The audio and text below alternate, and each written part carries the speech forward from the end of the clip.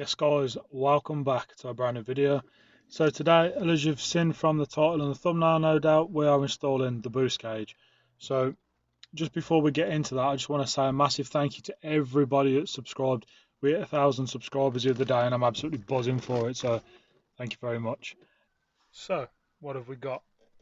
We have obviously the plate for the actual gauge to go in as it's going in the vent. So that'll be the first thing we'll have to do is obviously get that out. I've heard that can be a pain, so I won't bore you with that. I'll just obviously get it out and say here it is, it's out. So that will go in. Then we've got ourselves an eBay boost gauge. I've had these before, twice before, and they've been okay. So use them again, why not? Got some silicone hose to join it up in the engine bay. So let's crack on. Right guys, that was actually a lot easier than I thought it was going to be. On the top, as you can see, you've got two clips there, and it's the same on the bottom, these metal clips. What you need to do is push your screwdriver in and try and get it underneath the dash itself, and try and keep that in place, one there, and obviously one either side on the top and the bottom.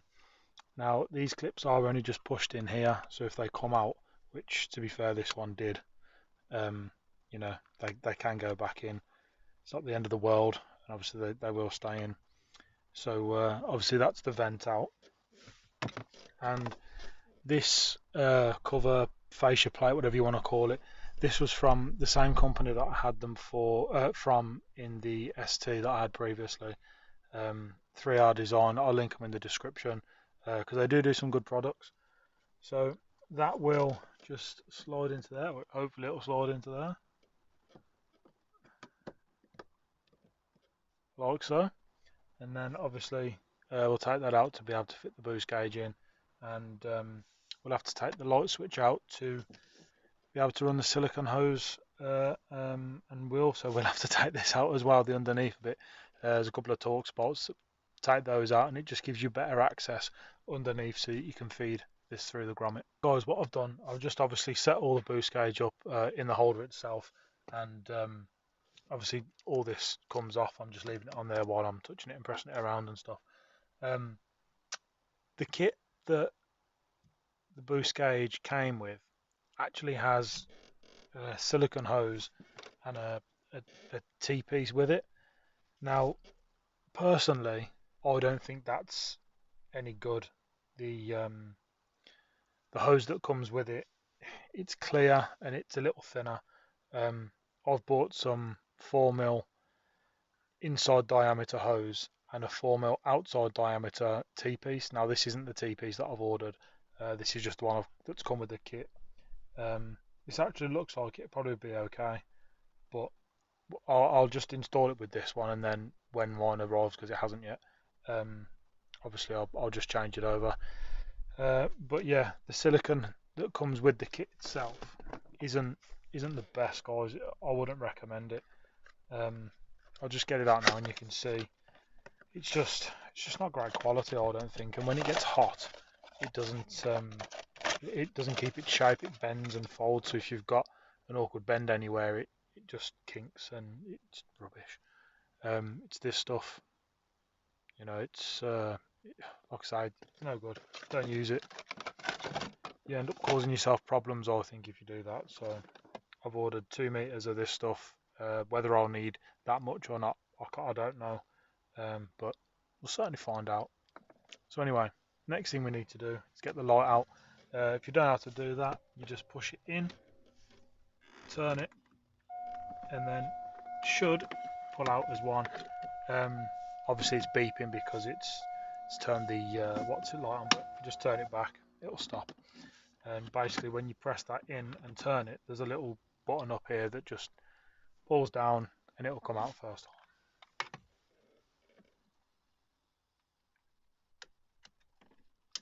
So what you need to do is obviously take this out, put it to one side somewhere safe, and that will give you access to one of the torque spots. So I just thought I'd bring you in and show you where these torque spots are. You've got one there, you've got one there, then you've got one underneath there, and if you follow it round and come up underneath there, there's one just there. So once you've got your Torx bolts out, all you need to do is just pull this down like that, and it will roll backwards on a metal bar that's down here. Just slide it off like that, put it out the way, and then you can get underneath to the grommet where we're going to feed the silicone hose through.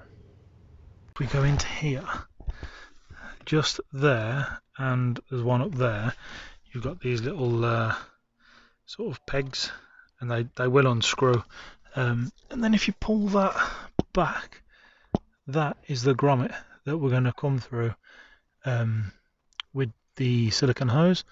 So we're going to go to the engine bay. So guys, obviously that usually sits on there. It's just got a little clip there. If you push that in, then that will pull off and we can move it over there and out of the way. And then if we look in there, just up there is the grommet. I'm trying my best to get my phone in there, but it's a little difficult, but put a little arrow on the screen, you'll see it. It's going to push that in and it will fall into the cab where we just was, and we can make a little hole in it to be able to put the silicone hose through it. There's the grommet, and if we move this back, you'll see the hole straight away. That's obviously where it will come through, but I'm not too sure. I just want to leave that out and off, so I might drill a hole through this for the silicone to pass through, make it a little bit more watertight. There's the hole in the grommet. I had to use a 10mm drill bit to go through it, and that should then just give us enough to slide it through. Yeah, it's a little bit tight going in there, so we're going to use a little bit of lubrication to go through it. I'm going to use a bit of fluid on there, and then that should slide nicely through then. I'm just going to make sure this old piece that I've got, I think it's about 1 metre, old piece that I've got is going to be long enough. I don't want to thread it through that if it's not going to be the correct size, so we'll make sure it's the right size, we can get it to where it needs to go, and then we will lube this up and push this through.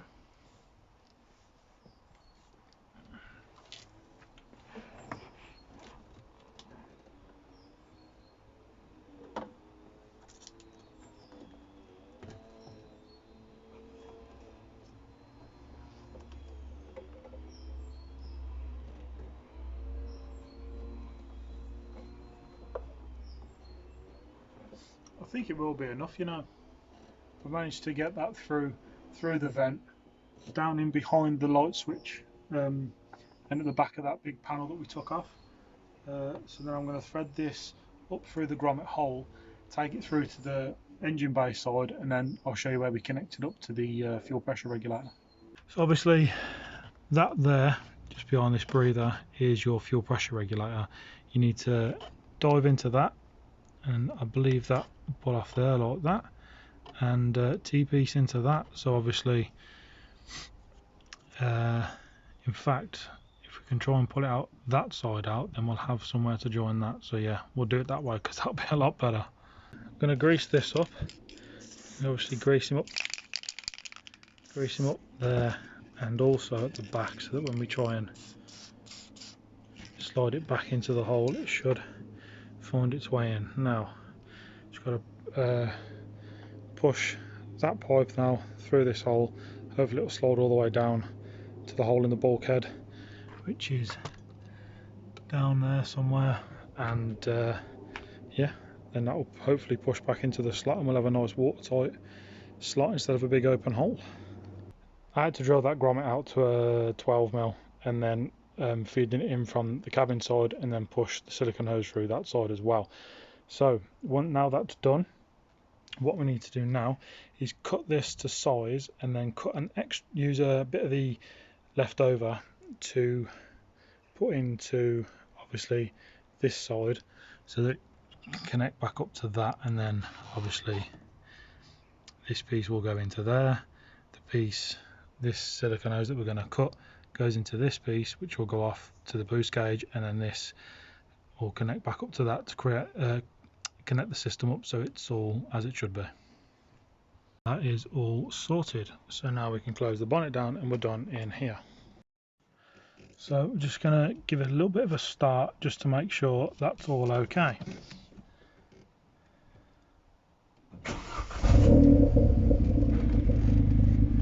And the car is warm, by the way, because I've just been out to pick my son up, so don't be trying to crucify me in the comments for this.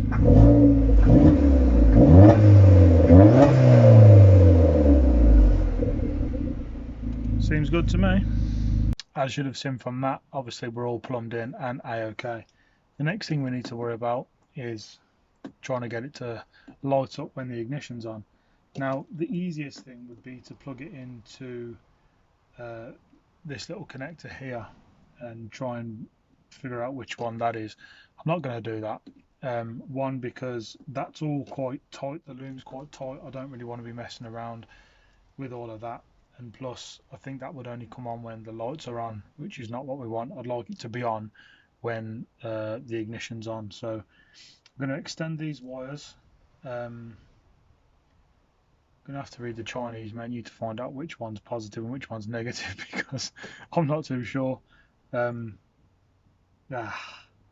we're going to have to extend these wires over to the cigarette lighter, because obviously that's on when the ignition's on. So what I've just done is connected it up to try and find out which of those two wires were live, because I can't understand Chinese.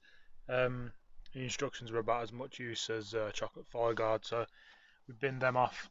What I have found though with this gauge, the yellow wire is the positive wire and the black is the negative. So what I'm going to do is obviously connect it up to the cigarette lighter, feed it all round, and I'll show you the results. So what I've done is put a spade connector on there, and that is going to plug into this one here. So connect that up, and then that should light up. I couldn't do that one-handed, guys, so obviously you can see there the spade connector is pushed into the connector, and that is lit. So in more than one way. So if I turn the ignition off, that goes off as well. So now all that's left to do is put all of this stuff back together. So there we have it, everything is back together, all of that's in, obviously all under there is done, and most importantly the gauge is in. So start the car up, hopefully you'll be able to see that. So hold that there and start her up.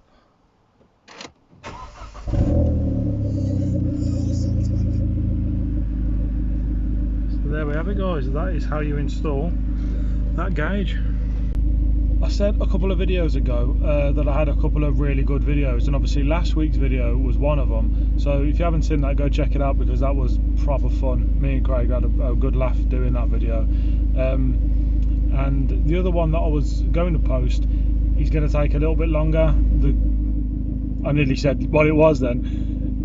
Things just need to be ready before we can film it. So as soon as that is ready, guys, you will be the first to know, as I'll be posting it. So yeah, if you found this helpful, drop me a thumbs up. Let me know what you thought of the install in the comments down below. All the links will be in the description for things that I've used, and that is mainly off eBay, but I'll put them there anyway for you, so in case you want to get yourselves one. Thank you very much for watching. I'll see you very soon. Bye.